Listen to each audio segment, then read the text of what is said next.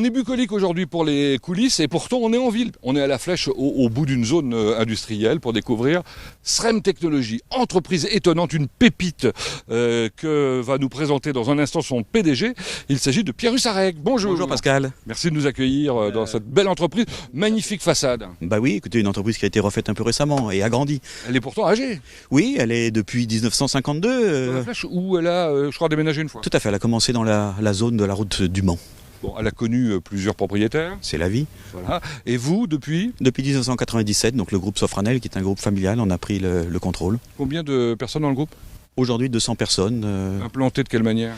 45 personnes ici, le siège social 25 personnes en région parisienne et des usines de fabrication de radiologie, Balto en Belgique, une trentaine de personnes et 150 personnes en Royaume-Uni, en ultrasons chez Sonatest. Et le sens de la compétition grâce à ses dirigeants. Votre père d'abord, qui était je crois champion d'escrime en Tchécoslovaquie ? Tout à fait.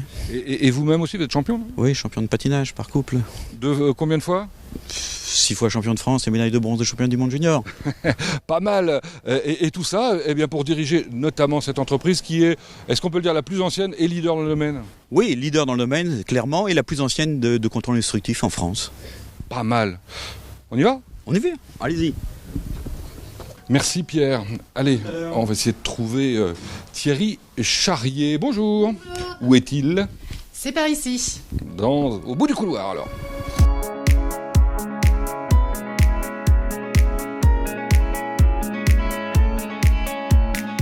Décidément, c'est très grand ici. Puis alors, on trouve des choses étonnantes. Vous allez le voir avec moi. Ce petit jardin intérieur, c'est rare quand même dans une usine. On m'a dit que c'était au bout de l'impasse, une belle baie vitrée, le plus beau bureau évidemment de la maison. Normalement, je dois y découvrir Thierry Charrier, c'est bien ça ? Oui, c'est ça. Bonjour Pascal. Bonjour Thierry. Alors, vous faites partie des plus anciens, j'allais dire, de la maison là ? Oui, tout à fait. Je suis arrivé ici en 92, après avoir occupé un poste de chercheur à la fac de sciences d'Angers. J'ai intégré l'entreprise en tant que responsable R&D et après différents postes au sein du bureau d'études, la production, la qualité, j'ai pris les fonctions de directeur adjoint. Alors directeur adjoint, ça veut dire directeur du site, quoi ? C'est ça, je suis directeur du site. Bon, combien de personnes travaillent ici ? 42 personnes. Toutes diplômées d'ailleurs, je crois. Alors de plus en plus, effectivement, on a 4 ingénieurs et beaucoup de BTS et DUT. Ouais. Sur une surface de combien ? 3000 m². Parfait. Alors vous faites du contrôle non destructif. C'est quoi le contrôle non destructif ? Nous, on intervient surtout dans le domaine de la sécurité, où là, on va devoir contrôler les pièces sans les détruire. D'où le nom contrôle non destructif. Il y a plusieurs méthodes pour ça ? Oui, il existe 5-6 méthodes. Nous, ici, on en met en œuvre essentiellement 3. Donc la magnétoscopie pour tout ce qui est contrôle de pièces ferromagnétiques, c'est-à-dire les aciers et les fontes. Et le recevage pour tout ce qui est contrôle de pièces aluminium, inox et titane. Et enfin les ultrasons qui est un contrôle à cœur. L'application la plus connue, c'est l'échographie médicale dans le cadre d'une grossesse. Et nous, on a transposé cette application aux pièces industrielles. On va découvrir tout ça point par point, évidemment, étape par étape. Alors justement, les étapes, c'est quoi ? Bien, généralement, on réalise des installations sur cahier des charges spécifiques client. Donc il y a une phase étude au bureau d'études, puis on produit, on monte la machine. Et ensuite, elle est réceptionnée par le client, démontée et remontée par notre équipe SAV sur le site client. J'ai vu aussi un bâtiment juste à côté, consacré à la chimie. Pourquoi ? Bien sûr, tous nos équipements, on consomme des produits chimiques qui servent à mettre en œuvre le contrôle. Et donc, c'est une activité complémentaire fort intéressante. Parfait. Bon, partons à la découverte. J'ai compris que c'était avec le bureau d'études, c'est juste en face. Merci Thierry. Alors, nous sommes bien, j'imagine, dans le bureau d'études. Oui, bonjour. Bonjour, je cherche Erwin, c'est vous ? Erwin, oui, notre ami, il est tout à fait au fond de l'atelier de production. Bon, décidément. Merci, à tout à l'heure peut-être.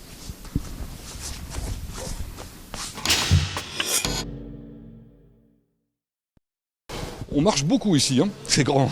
Allez, on va trouver, je pense, Erwin. Bonjour. Bonjour.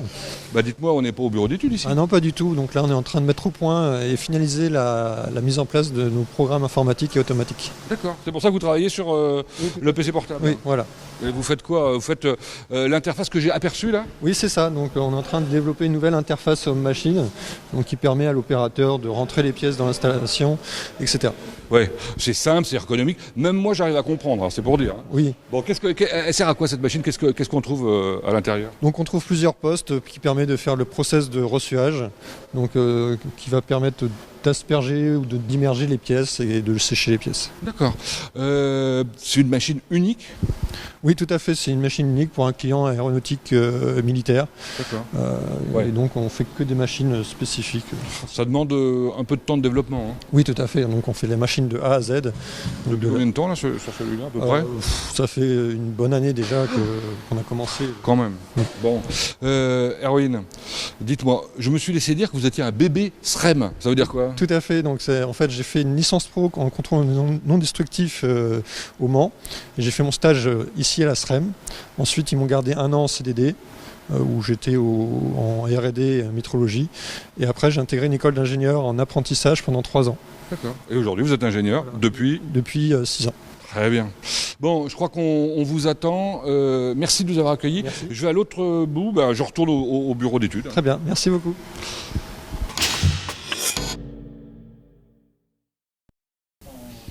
Bon, on y revient dans le bureau d'études. On va pouvoir le visiter cette fois-ci. Il est grand, il est lumineux.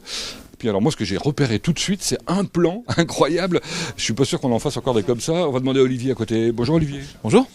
Ça date de quand, ça, ce plan? Dans les années 90. Bon, vous saviez faire ça, vous, à la main, comme ça? Moi, pas trop, mais sur informatique. Aujourd'hui, on est plus sur ordinateur, oui, tout à fait. Évidemment. Votre métier, c'est quoi?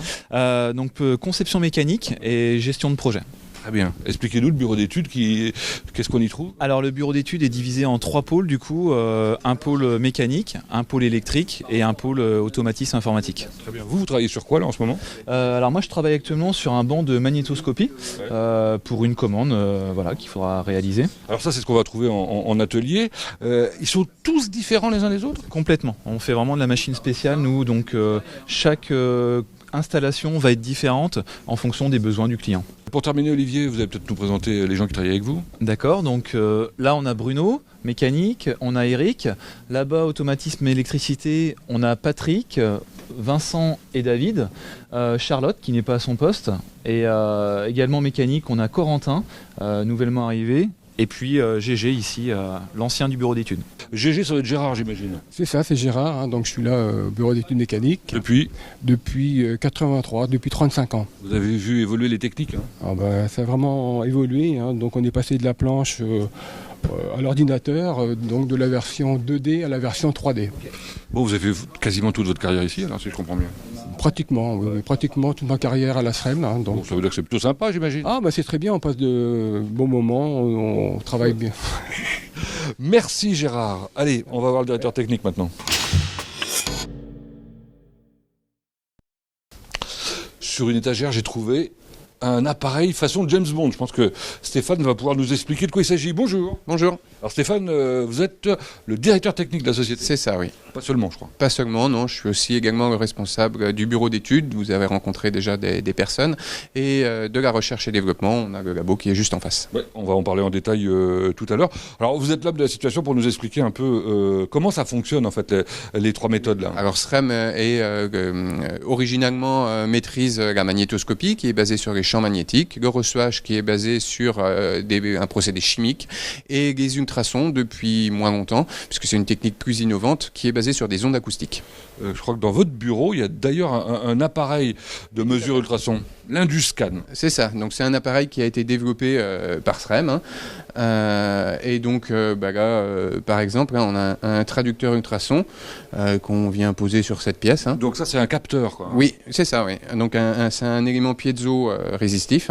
Et donc on va avoir un écho d'entrée dans la matière, un écho de fond. Et là, on va venir mesurer entre 2 répétitions d'écho de fond l'épaisseur de la pièce métallique. Et c'est comme ça qu'on verra s'il y a ou non des défauts. On pourra même en quelque sorte lire ce qu'il y a à l'intérieur. Oui, s'il y a un défaut, il va apparaître entre les 2 échos et on peut aller plus loin en faisant de l'imagerie, le pendant de l'échographie médicale mais adapté à l'industrie. De l'ultrason, on passe à l'ultraviolet, c'est ça? Oui. De quoi s'agit-il? Il s'agit d'un projecteur ultraviolet qui est destiné à mettre en évidence les défauts. Alors là, cette fois-ci en magnétoscopie et en reçuage, puisqu'on utilise des produits chimiques fluorescents, donc comme la feuille blanche ici. Donc, comment il s'appelle, ça pareil? Il s'appelle le S-RED. C'est un produit développé par SREM également. Bon, puisque vous développez, ça veut dire qu'il y a de la recherche. De l'autre côté, dans la pièce, là, qu'est-ce qu'on y trouve en ce moment ? Donc en ce moment, justement, on y trouve un poste sur lequel on est en train de faire la programmation du projecteur SRED, du microcontrôleur. Hein. On y trouve également des modules, puisqu'on fait beaucoup de conception modulaire pour nos machines, donc où on programme également les microcontrôleurs. D'accord. Et puis la pièce fermée ? Donc dans la pièce fermée, on a aussi dans ce labo une partie étalonnage des accessoires qu'on utilise en contrôle non destructif, donc le projecteur UV, mais également des accessoires de mesure de champ magnétique et de mesure d'éclairement énergétique UV visible. C'est le rôle de la personne qu'on voit en ce moment. C'est le rôle effectivement de Samuel qui est dans le labo. Bien, allez, on va découvrir maintenant comment on fabrique tout ça dans l'usine à côté. Merci. Très bien, merci à vous.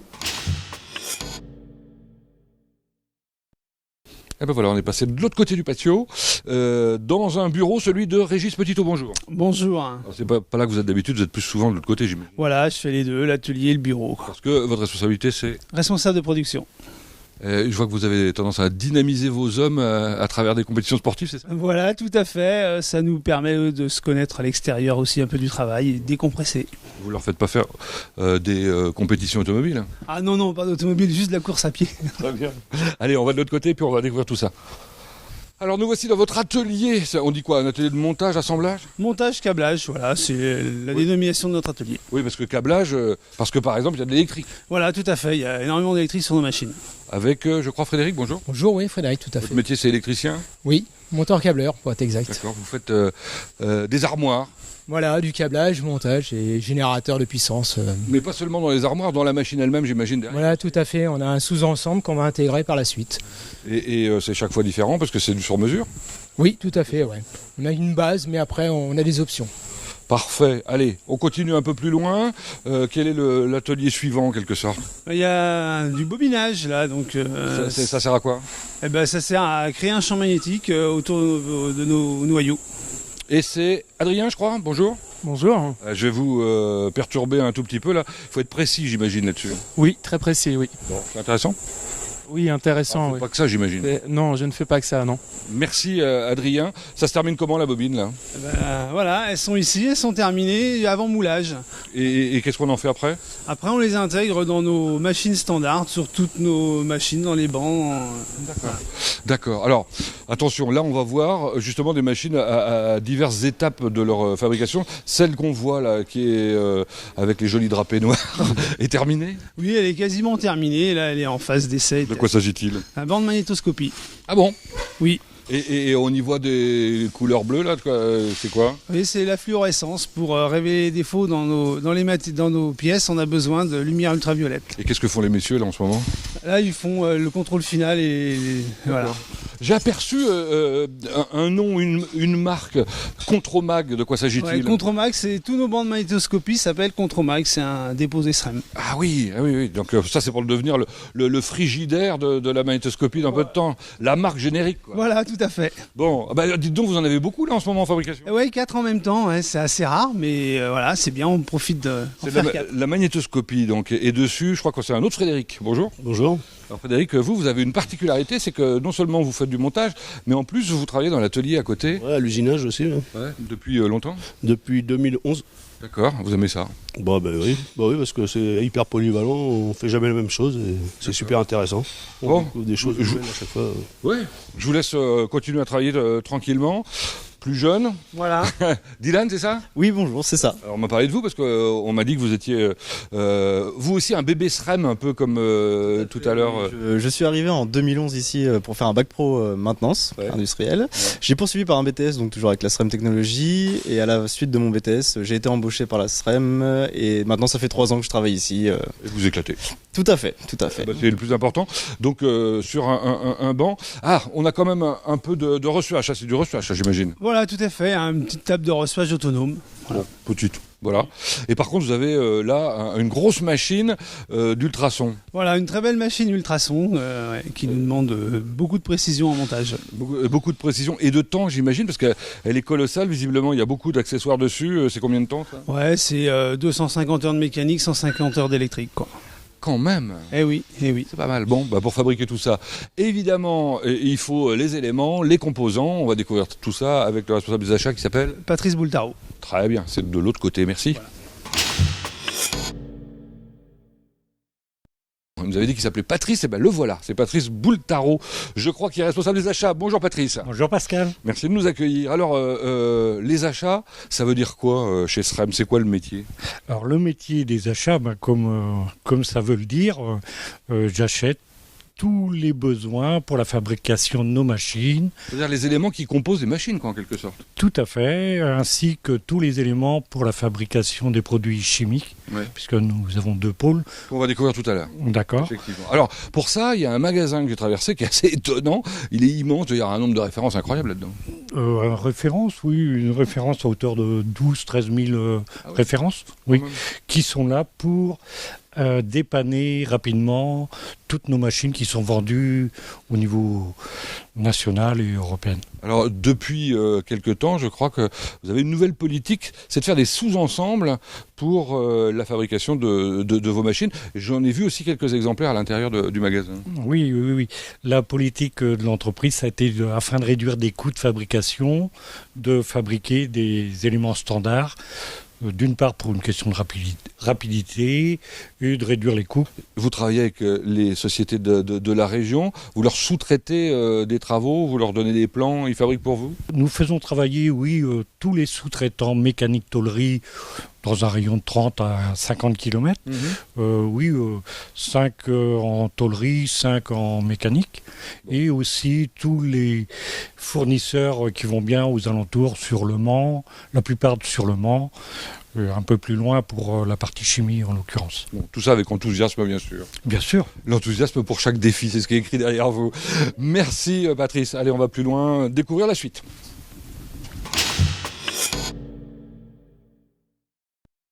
Je crois que je l'ai trouvé derrière les grilles. Il s'appelle Philippe Martin. Bonjour. Bonjour. Philippe, vous êtes le responsable du SAT, c'est ça? Tout à fait. Ça veut dire? Service assistance technique. Précisément, quel est votre rôle? Précisément, nous assurons la livraison des machines chez les clients. Ouais, mais il s'est passé des choses avant la livraison, je crois savoir. Oui, donc une fois que la production a terminé les machines, le client vient pour les réceptionner. C'est-à-dire? Avec des pièces à défaut. Ouais. Et on doit réussir à ressortir les défauts sur les machines. On teste quoi. On teste. Et si on n'a pas réussi, on fait quoi? Si on n'a pas réussi, il faut corriger la machine, il faut absolument y arriver. Bon, alors une fois que les machines sont livrées, donc elles ont été démontées ici, ça peut demander un petit moment à démonter et à remonter évidemment. Cette énorme machine de reçuage, là c'est combien de temps là, par exemple? 5-6 semaines, voire un peu plus. Ah oui quand même. Donc une fois que ça arrive là-bas, qu'est-ce qui se passe? Donc la machine est terminée de remonter, le client refait une réception chez lui et donc vérifie qu'on ressorte bien les défauts après le remontage. Et votre travail n'est pas terminé puisque vous avez une partie aussi, on va dire, service après-vente. Service après-vente maintenant, donc on assure les garanties, les dépannages, les réparations. Bon, je crois que vous faites des contrôles par ailleurs? Vérification étalonnage. Ouais. Périodiquement, tous les 6 mois, tous les ans, suivant les normes auxquelles le client se rattache. D'accord, bah ça fait pas mal de travail tout ça. Beaucoup de travail. Combien de personnes? 4 personnes. Bravo. Le silence en dit long, n'est-ce pas? On change de bâtiment. On va de l'autre côté en chimie, découvrir une autre activité. Merci Philippe. Je trouve une grille, je trouve un responsable. Celui-ci, il s'appelle Fabien Cormier et c'est le responsable du département chimie, je crois. Bonjour Fabien. Bonjour. Alors Fabien, la chimie, c'est quelque chose d'important chez SREM. Tout à fait, c'est à peu près 40% de l'activité. Et puis ça va un peu partout, là je vois Africain, c'est ça? Oui, Tunisie, Roumanie, on fait un petit peu tous les pays du monde. Alors vous faites, c'est-à-dire? Donc on gère à 100%, donc on va concevoir les produits, on va les fabriquer, on va les contrôler et puis après on va les vendre à peu près partout dans le monde. Donc là c'est du stockage. Les produits, ils ont quelle forme? Un petit peu, on a des aérosols, on a des produits en vrac, on a des poudres, on fait un petit peu de tout pour le contrôle non destructif. Vous êtes leader dans le domaine? Tout à fait. Leader grâce à quelque chose de top secret? Tout à fait, sécurité. Ah non, bon, c'est interdit. Bah oui, logique, c'est quoi? C'est des poudres, on est les seuls à les fabriquer en France, donc on garde la recette. Évidemment, je comprends. Les poudres, c'est fait dans ces grandes cuves, là? Ah non, ici c'est d'autres produits, c'est les produits de reçuage. Donc on a 3 produits différents, base liquide, avec 3 cuves pour pouvoir les fabriquer. Juste à côté, on va découvrir d'autres cuves également et d'autres types de fabrication? Tout à fait, on est plutôt sur les produits de magnétoscopie et l'autre technique. Et donc on va arriver sur la fabrication de ces produits-là. Et alors, on a madame qui est dans une combinaison spéciale, qui la protège, évidemment. Exactement, des poudres assez colorantes, donc on fait attention à la sécurité. C'est fluo, mais le fluo, on va en parler tout à l'heure, parce que c'est un peu la base de votre métier. Exactement, la base de notre métier, c'est la fluorescence. Pour détecter les défauts, on se sert de cette fluorescence. Alors, ici, j'ai aperçu dans l'entrée tout à l'heure, en visitant, qu'il y avait des petits containers, enfin, je sais pas comment appeler ça, des petits contenants. On peut vendre soit des cartons d'aérosols, il y en a 12 aérosols, et on peut aller jusqu'au conteneur où il y en a 15 000. Donc on fait vraiment en France et dans des pays très développés. Nous voilà donc dans votre bureau. Tout à fait, donc avec ma collègue Jocelyne qui s'occupe de tout ce qui est production chimie. Bonjour Jocelyne. On passe à côté de quoi s'agit-il? Le laboratoire, donc ça permet de contrôler tous les produits. Donc là, ma collègue Sophie qui est technicienne chimiste. Donc il n'y a que des femmes si je comprends bien dans le service. À peu près, sur 5 personnes, je suis le seul homme. Bah oui, je vois ça. Elle contrôle quoi? Elle contrôle tous les produits, donc c'est surtout pour voir si les produits vont bien détecter les défauts quand les utilisateurs vont les utiliser. Et puis elle va recevoir aussi des échantillons, je crois. Tout à fait, ouais. Il y a pas mal de clients qui nous envoient des échantillons pour les expertiser. Bon, vous dites on a une pièce normale? Eh bien non, elle est magique. Formidable, on est dans la lumière noire, quoi. Tout à fait. Pourquoi? Donc, tous les utilisateurs se mettent dans le noir parce que pour détecter les défauts, on utilise la fluorescence, donc soit liquide, soit en poudre, et on obtient en fait cette fluorescence qui au final va permettre de détecter les défauts visuellement. Tout à fait, visuellement, tout simplement. On va pouvoir allumer, c'est moins magique évidemment. Pour conclure, activité essentielle, vous l'avez dit, l'export notamment. On arrive à peu près à 50% de nos ventes à l'export, donc c'est de plus en plus intéressant de proposer nos produits. Et pour m'en parler, il y a quelqu'un de préposé. Tout à fait, mon collègue Willem. Très bien, on y va. On m'avait dit qu'il était dans un box, mais c'est encore plus petit que ce que je pensais. Willem, bonjour. Bonjour Pascal. Vous êtes le responsable du service export. C'est ça. Service export qui est relativement jeune. Oui, ça fait environ 5-6 ans qu'on exporte. Ça, c'est représenté par toutes les punaises qui sont là. De quoi s'agit-il? Alors, ces punaises représentent tous nos distributeurs à l'export. Combien? Environ une trentaine. Presque partout dans le monde. Presque partout, effectivement. Il manque l'Amérique du Sud. Et alors, il y a des développements prévus, là? Oui, alors il y en a en Afrique du Sud, au Qatar, également en Russie. Et nous recevons même d'ailleurs la semaine prochaine un potentiel distributeur en Allemagne. D'ailleurs, les distributeurs, vous les recevez de temps en temps ici? Tout à fait. J'ai pu en rencontrer environ 10%. Et M. Cormier, que vous avez rencontré, lui va régulièrement à l'étranger pour les voir. Qu'est-ce qui fait que vous avez du succès? Avant tout, je dirais, c'est parce que nos produits sont au minimum équivalents à ceux de nos concurrents. Et surtout, nous avons un stock important d'environ 100 palettes, donc 1 million d'unités. Ouais. Donc ça veut dire que vous pouvez livrer rapidement? Tout à fait. Et oui, c'est un avantage concurrentiel, c'est comme ça qu'on l'appelle. Merci d'avoir répondu à mes questions. On va découvrir un peu plus loin le service commercial maintenant. Voilà, je crois qu'on est en compagnie de Laurent Sabatier. Bonjour. Bonjour. Alors vous êtes le directeur commercial de la société, vous avez de la chance. Société en développement, on peut dire? En développement, absolument. Oui. Notamment sur la chimie? Notamment sur la chimie, oui, absolument. Bon, c'est qui vos clients? Nos clients sont plusieurs secteurs d'activité, l'aéronautique, l'automobile, le ferroviaire, le nucléaire, le médical, enfin plein de secteurs, partout où on peut faire du contrôle non destructif. Alors, moi j'ai cru comprendre une chose, c'est que vous servez aussi bien les tout petits que les très très gros. Oui, absolument. On a des clients comme Airbus par exemple, pour les citer, mais aussi des petites entreprises et des moyennes. Ça doit être compliqué à gérer ça, parce que ça veut dire que en termes de valeur, je sais pas, en chimie c'est quelques dizaines d'euros pour une commande, ou alors quelques dizaines de milliers d'euros? Oui. Ça peut être très variable, c'est vraiment en fonction des clients, donc ça peut être des petites quantités de produits comme des très grandes. Pour ce qui est des machines, alors de reçuage des magnétoscopies, oui c'est ça, on ne dit pas des magnétoscopes du coup, non, et des machines à ultrasons, c'est des valeurs très diverses aussi? Également, ça dépend du besoin du client, on peut avoir des petites machines avec des budgets modestes, et puis des très grandes, très automatisées, très impressionnantes, qui peuvent avoir des budgets très importants. Ouais. Vous êtes combien pour commercialiser l'ensemble de ces produits? Commercial, c'est 4 personnes ici en support et puis 3 commerciaux sur la route. Ça suffit? Pour l'instant, ça suffit. Bon, vous n'êtes pas en recherche? Pas encore, mais ça peut être une possibilité. Bien, merci de cette présentation. On va chez votre voisin. Allez. On va voir Pierre alors. Allez voir Pierre. toutes les bonnes choses ont une fin. Pierre, on va être obligé de se quitter. Merci de nous avoir accueillis. Merci, j'espère que vous avez découvert des nouveautés. Ah, c'était sympa. Surtout, on a vu une entreprise en plein développement. En ce moment, c'est plutôt chouette. Oui, c'est vrai. On a des équipes dynamiques, tout le monde y croit, on a investi et on est sur des bons rails. Vous êtes sur un marché porteur, on peut le dire ? Oui, le marché de contrôle, vous savez, la qualité, on aura toujours besoin de qualité. Les pièces évoluent, mais il faut toujours être sûr qu'elles sont plus sûres. Alors, au-delà de ça, c'est quoi la stratégie de développement ? C'est aujourd'hui l'export. La chimie a été une première étape, mais aujourd'hui, nous sommes bien rétablis notre position de leader français. Maintenant, c'est l'export sur les machines. Je vous souhaite bonne chance alors. Merci bien. Merci. Et c'est ainsi que se termine l'émission. On se retrouve prochainement ailleurs en Sarthe, dans une autre entreprise.